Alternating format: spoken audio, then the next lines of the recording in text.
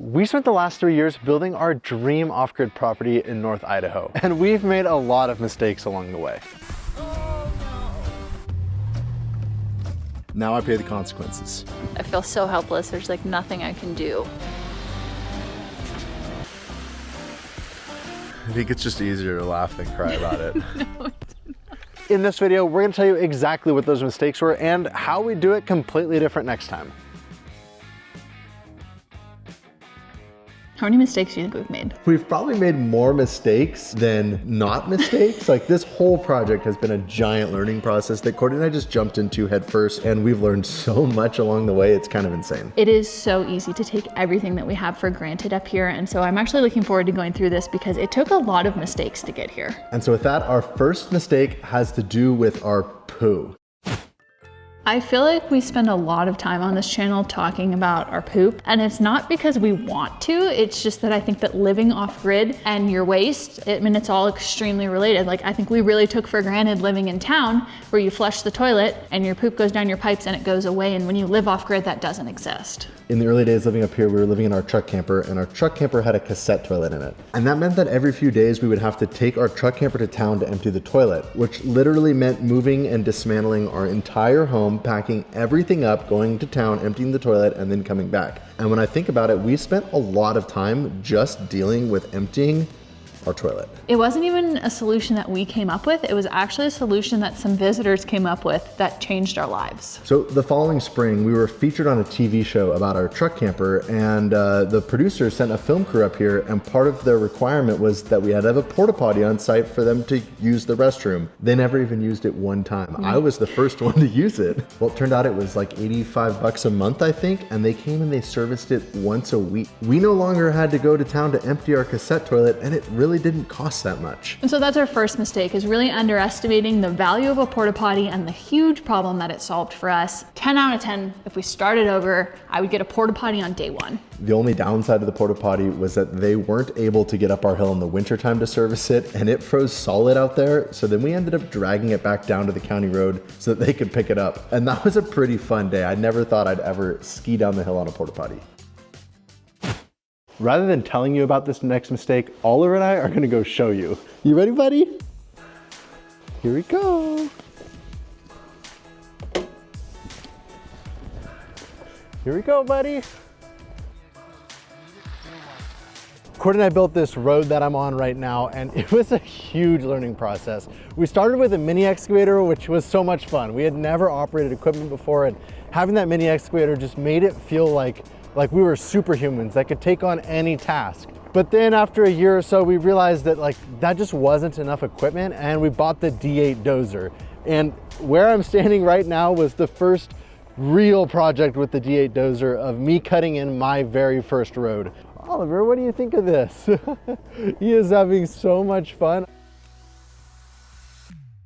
Right about here is where I detracked it. And Courtney and I spent like 24 hours straight just fighting to get the track back on that dozer. And then within, I think, 2 days after getting that track back on, then I blew a seal in the transmission, and we ended up having to pull the entire torque converter out of the dozer. This video is about off-grid mistakes, and that dozer is one of the best things we could have ever bought for this property. So if there's such a thing as the opposite of a mistake, that's what buying the dozer was.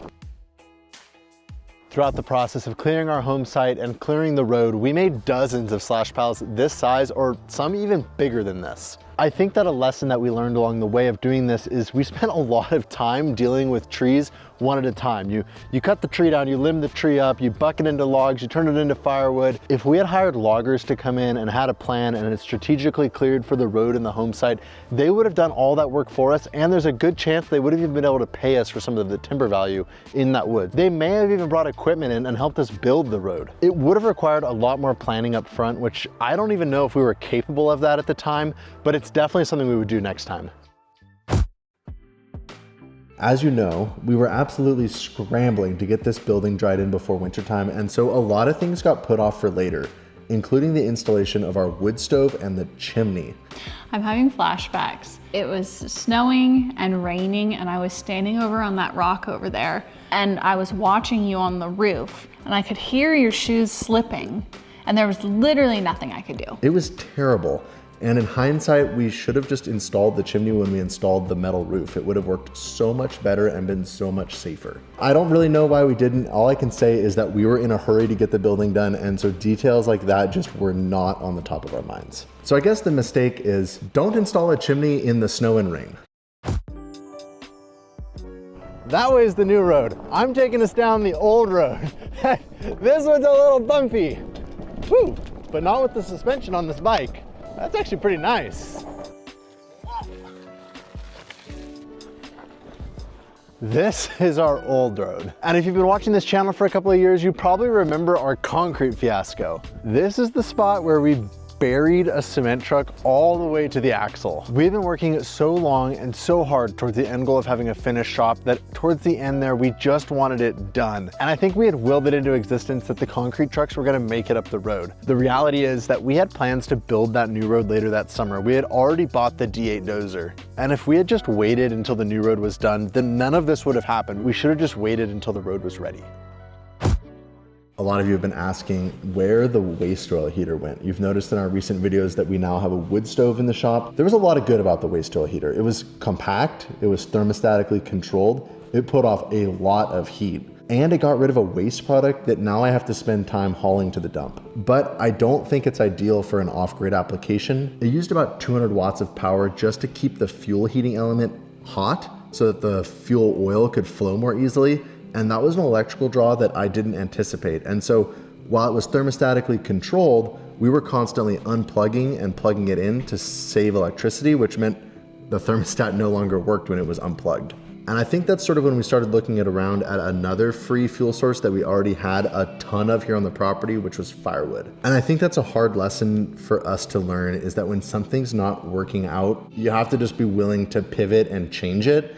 And that was one of those things that we changed. We'd like to thank Engwe for sponsoring this video. For over a year now, we've been relying on our Engwe bikes to get us around the property and take us on epic adventures. They recently sent us their brand new L20 2.0 foldable e-bike, and this thing is sweet. The foldable design is gonna make it even easier to shuttle this thing around with my skid steer this summer, and the front and rear cargo baskets add tons of storage space for all of my tools. But I guess you could use the folding feature to transport the L20 in the trunk, and the baskets would be pretty handy for groceries and other gear. Designed with comfort in mind, the L20 step-through frame is ideal for anybody wanting to give an e-bike a try. The 52-volt motor with a peak output of 1,125 watts, combined with the dual suspension, allows you to comfortably reach speeds of up to 28 miles an hour. At less than $1,000, the L20 is an extremely cost-effective foldable e-bike. And right now they have early bird pricing of just $799. Use the link in the description below and you can save up to $200 off an L20. And you can enter for your chance to win an L20. Here we go, headed down the old road. When Courtney and I first bought this property, this road was so narrow we couldn't even get our truck camper down it without smacking the mirrors on both sides. We immediately got to work clearing and widening this road as best we could. We hauled a chipper down here and we did a ton of work just to get the road to the point where we could get the first load of gravel delivered.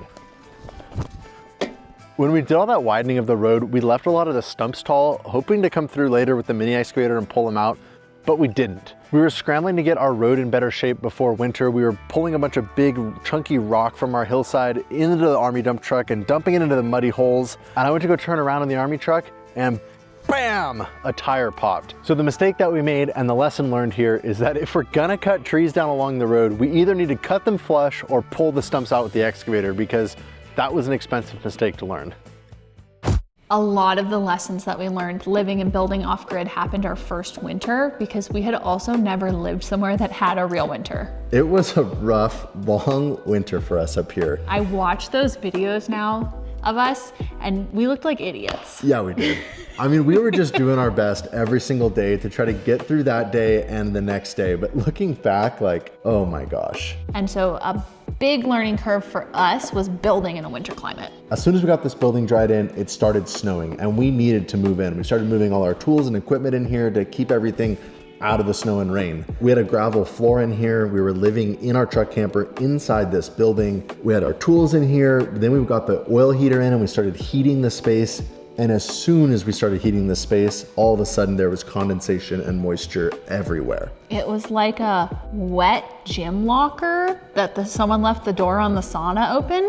It smelled like dirty old socks that your dog's been chewing on for the last 10 years. The boxes, like our cardboard box, would just fall apart. It was so wet. Our clothes wouldn't dry, our boots wouldn't dry, and then we ruined all of our firewood. So we had split and stacked probably about a cord of firewood inside the building, and that firewood soaked up the water like a sponge, and what was nice, dry, burnable wood became literally unusable. It would just smolder in our stove. We had to throw all of that firewood out and start over with fresh firewood that we kept outside under a tarp. That was such a bummer. In hindsight, I wish that we had just spent a few extra hours before we started moving in to put a plastic vapor barrier down over the entire floor. It really wouldn't have cost very much, it wouldn't have taken very much time, but it would have kept all that moisture from ending up inside the building and ruining so much of our stuff, and honestly just making our lives wet and stinky. I think we better take the Jeep to show you this next mistake.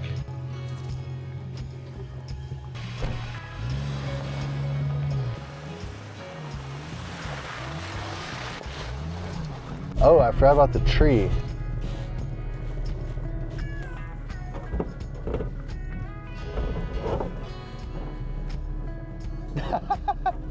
Our first winter up here, we were still driving in and out on the old road, which meant that we were responsible for plowing 1.5 miles all by ourselves. I distinctly remember waking up one day to about a foot of fresh snow on the ground, and then it started raining. And I immediately got stuck before I even left the yard. Courtney had to pull me out with the excavator. So I was plowing from that way, coming this way, and I landed in this little ditch, and I was completely stuck. I was done. So we had no choice but to get it out. Courtney brought me ratchet straps and a high lift jack from the four-wheeler. Oh, we put a ratchet strap around this tree, and apparently we left it there. It's still there. It was a disaster of a day, an absolute nightmare. While I'm here, I should probably get this ratchet strap off I left behind.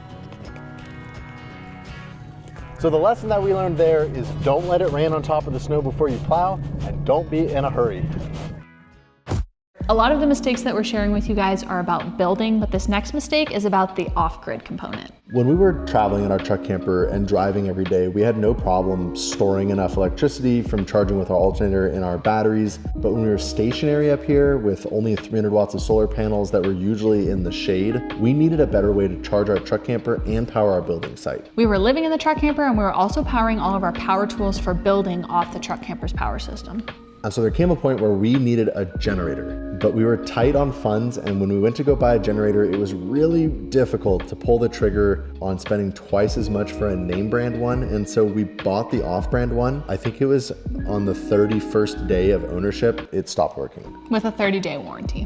Which now meant that we were generatorless and warrantyless. I ended up striking a deal with the store manager and convinced him that if I spent more than twice as much on a higher end generator that day, that he would let me return the lower end one. So I'm really appreciative that the mistake ultimately didn't cost us anything. We ended up buying a much nicer generator with a way better warranty, and it turned out we ended up being really glad we did that. Probably a year later, and hundreds of hours of runtime on that generator, I broke the pull string off of it, and all I had to do was take it back to the store where I bought it. They sent it off for warranty. It came back and it was fixed. That was really a lesson for us when it comes to off-grid power, of investing in the right system from the get-go, because otherwise you're gonna end up buying something twice. Definitely.